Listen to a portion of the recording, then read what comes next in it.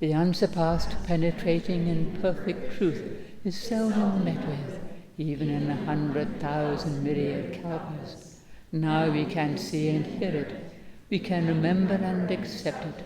I vow to make the Buddha's truth one with myself. Homage to the Buddha, homage to the Dharma, homage to the Sangha.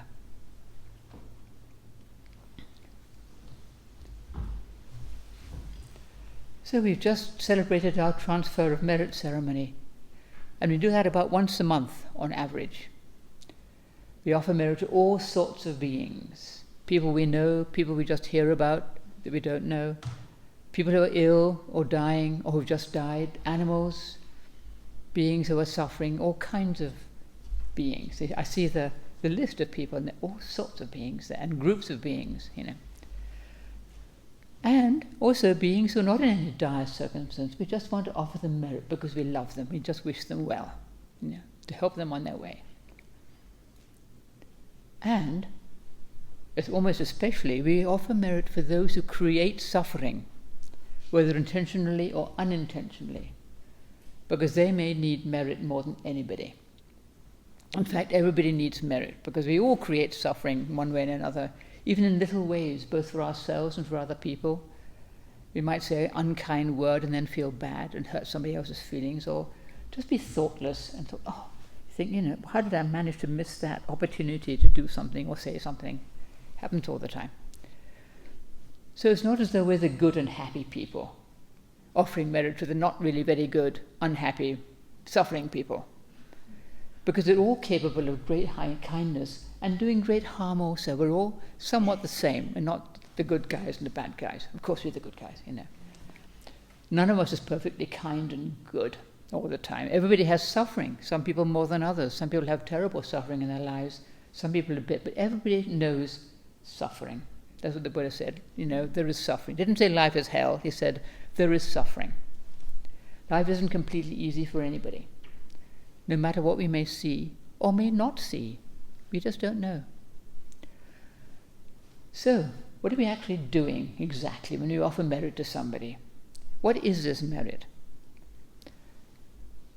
Merit is the goodness we accrue when we meditate, when we keep to the precepts, when we practice kindness, we refrain from saying something unkind or not so very good, when we make offerings to others, whether it's a tangible thing or just our time or helping somebody, caring for somebody, just listening to them talk. These are all ways of actually making offerings. And our offering of merit itself brings us merit. We keep giving it away. We accrue merit in doing our ceremony, and we keep giving it away because it's not ours. It just flows through us. Merit is boundless. Goes out throughout all space and all time, as somebody said this morning to me. It goes backwards and forwards through the past and the future. We can offer merit to our dead relatives. We can offer merit to those beings in the future and those who are here now. I hadn't thought of that. But yes, both throughout space and throughout all time. Limitless. And offering merit is a little bit like praying for somebody, but there's a difference, because we can't really put conditions on it. We just offer merit. If somebody is sick, we might wish that they recover quickly, but they might not. They might get worse, they might die. And it's not for us to set conditions and decide what's best for somebody, but we can offer merit with the wish that all is well with them, that they be at peace, however it turns out, and whatever is best for them. We don't have to say, may this person pass their exams, or, We can offer merit for groups of people, or those affected by war and violence, people with suffering as a result of fire and flood. All kinds of things go on, as we know. People suffering from poverty or hunger. There's so much suffering in our world, and we can feel hopeless and overwhelmed by it all. What do we do when we see all this suffering? We look at the news. It's nice if you don't doom scroll into. I love that doom scrolling. It's probably way out of date now, but I still like it. But it's nice if we don't do that, looking for miserable things, because there's plenty of it, and we can just get hopeless. But there's a positivity also, We can always offer merit, and it does help. And we can help in other ways if we can. But we keep on offering merit to all kinds of beings, people we know, people we don't know, people out in the world, and so on. This isn't just a nice idea to make us feel better. It actually does help. People who've been ill, and others have offered merit for them.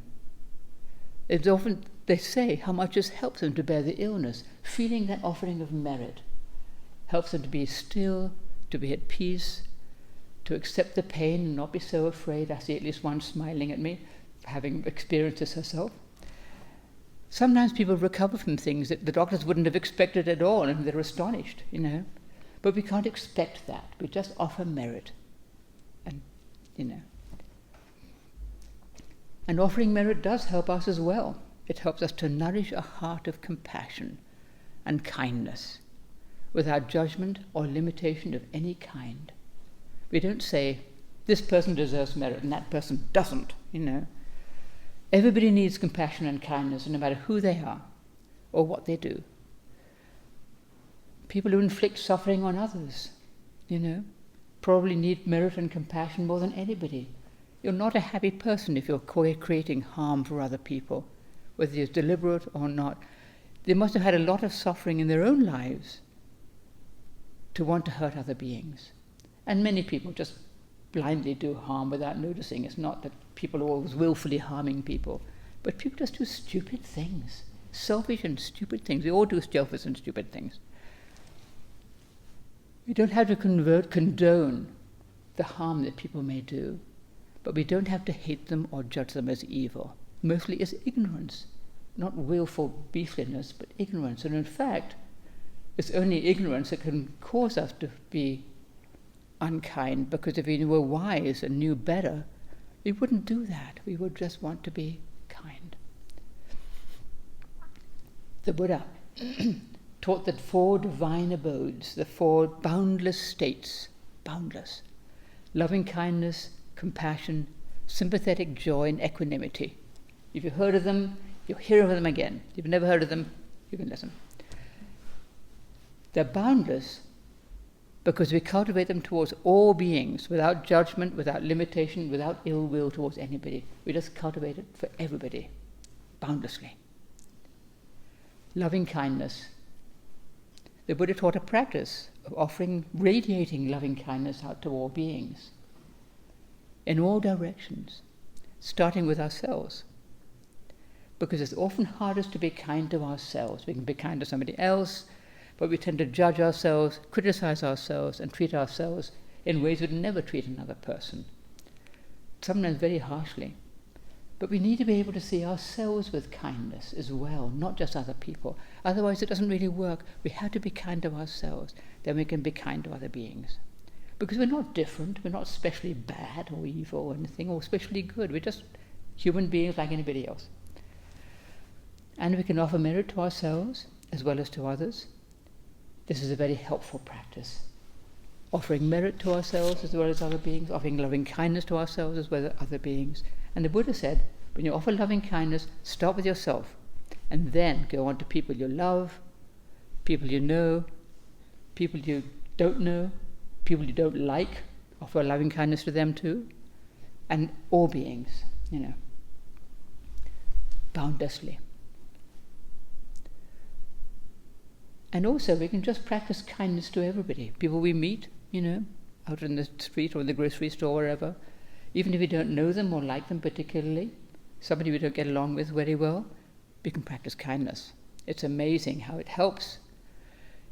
It's hard to actually love everybody, but we can let go of ill will if it arises. If somebody we can't get along with very well, I don't have to dearly love this person, but I can at least let go if I have a crabby thought about them. We just let it go. I don't know what it's like to be them. And if they're not a very nice person, they may not be a very happy person either. Compassion, the second of our divine abodes. We can practice compassion for all beings, boundlessly.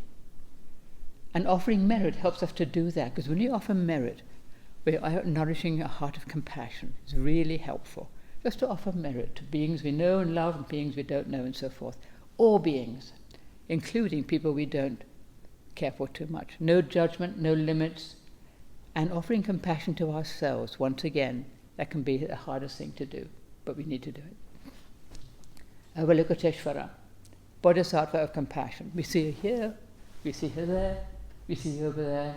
She's all over the place. She pours her water of compassion upon all beings, not just keeping it for the nice people, or just keeping it for the bad people. She pours it on everybody. She hears the cries of the world without turning away. No judgment, unstinting flowing of compassion for all beings. And we'd like to be like that. We don't want to cut ourselves off from the suffering of beings. We need to hear the cries of the world, but we don't want to drown in that. We need a balance. So we offer merit, help as we can, and just keep on doing our practice and keeping a bright heart, not drowning in despair because there's so much suffering in our world. Because life isn't all suffering, there's also joyfulness. You know, people have good times, they love each other, they do things, they help each other, and there's so much goodness in our world. We don't want to lose sight of that. People just taking care of their families, doing what needs to be done, doing something good for other beings, you know. I think most people are like that, just trying to live a reasonable life. Our third divine abode, sympathetic joy, rejoicing in the good fortune of others. It's not always so easy, you know. Sometimes we can be envious or grudging, especially if we don't like the person, they're doing really well and we're not. Can we actually rejoice in their good fortune? That's a form of generosity, to rejoice in somebody else's good fortune or their blessings. It's generous rather than, It's easy to rejoice when somebody we like has good fortune, our family member does well, you know. Somebody we don't like has good fortune. It's not quite as simple, but we still need to work on it. To practice sympathetic joy without limitation, without judgment, without any of that, just for all beings, radiating it out. And since we're all connected, of course, we can feel sympathetic joy. We can rejoice with others because we can be happy that they're happy, and we can feel for their sorrows also. When somebody we know is unhappy, it's hard for us to be completely happy. So, well, they're having a bad time, but I don't care. It's not like that. We always pick up on other people's feelings, actually. And the more we practice, the more we train, the more we meditate, the more we feel that. But we don't have to be overwhelmed by it. And we can rejoice when we see just goodness in our world. That's just a form of sympathetic joy. Somebody does a noble deed. We hear of somebody doing a selfless act, like rescuing a complete stranger from a burning car. We hear about these things quite often. Plucking a child out of a river when it's about to drown. Or giving away their wealth rather than just keeping it for themselves. And it always warms our heart to hear of these things, because it's something resonates within us, our own goodness of heart. You know, we love to hear these stories. We'd all like to be like that, even if we don't feel we can. I don't have limitless wealth. How could I rescue somebody from a burning car? I'm old. Who knows what we can do? We don't have to go around looking for people to be nice to. Because like, here I am being a good person, I'm helping. Because then you just make a mess of it. We're just being a self, a helping self. We don't need that. Just do what needs to be done. When you see a need, we just try to do it. People who do these brave and selfless things say, well, of course I did that. They think nothing of it. Of course I was right there. What's the big deal, you know? Our fourth divine abode, equanimity, even-mindedness, balance. In order to practice loving kindness and compassion and sympathetic joy, we need equanimity, perspective. It's not indifference. Well, I'll just be equanimous, you know. It's stillness, sitting still, seeing beyond the immediate circumstances, seeing the bigger picture. Everything takes place within something bigger, you know. I'll come back to that. To practice meditation is to practice equanimity, sitting still in the midst of all the conditions of our lives, both in formal sitting practice and when we're doing things, talking to people, dealing with all the things that come our way, busy, shopping, all those things, just to try and be still and to be not get thrown off when the thing we wanted in the grocery store isn't there, or somebody cuts us off in traffic, or all those things that happen. To come back to stillness, not to get upset, not to give in to ill will. How could that person do that? Maybe there's a good reason they're cutting us off in traffic. Their wife is about to have a baby and they're taken to the hospital. Who knows? But I like to think maybe there's something I don't know that causes people to do things I don't like, rather than just, These 4 divine abodes, these 4 limitless states, they help us to live in this world. It was the same in the Buddha's time. They had lots of suffering. Those little kingdoms, they were always making war on each other and slaughtering each other. His relatives, many of them got killed in wars. He couldn't stop that. So we can practice offering merit.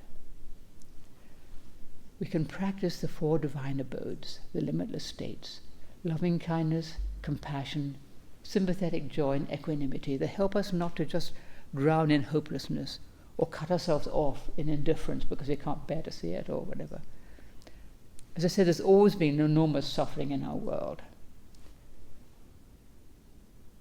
To do what we can to help, to offer merit, to offer loving kindness and compassion to everybody, without stint, without grudging, without any kind of limitation. Everybody needs merit. Everybody needs kindness and compassion. And we need it too. To offer it to ourselves as well, not to forget that, and to offer kindness to all beings, whether in practical little ways or just making a practice of offering merit, loving kindness mentally to all beings. It's really helpful. And there's joy. Never forget about the joy. It's not just suffering. There is joy in our world. People enjoy being together. They rejoice together. And do not forget that, to be able to enjoy our life as well, not to think, I mustn't enjoy anything, everybody else is miserable. Actually, often people are not that miserable. We think, think of the poor, or the poor refugees. Well, actually, they're living their life and doing their best, and sometimes they have a lot more joy than we might think. We don't want to look down on people inadvertently, thinking, there's poor things. Yes, offer compassion, offer loving kindness, but don't offer judgment. We just offer them the best, sympathetic joy when they have joy. Everybody is capable of joy, even just a little fleeting moment, or a peace of heart that comes with training. And that's the great blessing of the Dharma, that peace of heart when we know we're doing what we need to do, we're working on our practice, we're doing our meditation, keeping to the precepts as best we can, and offering the Brahma Viharas, loving kindness, compassion, sympathetic joy, equanimity, offering merit to all beings, including ourselves. And that's our talk for the day. And noble retreat guests, thank you for being here, thank you for coming, thank you for staying, and do come again. And we'll have tea. Thank you. And everybody else, happy to see us all.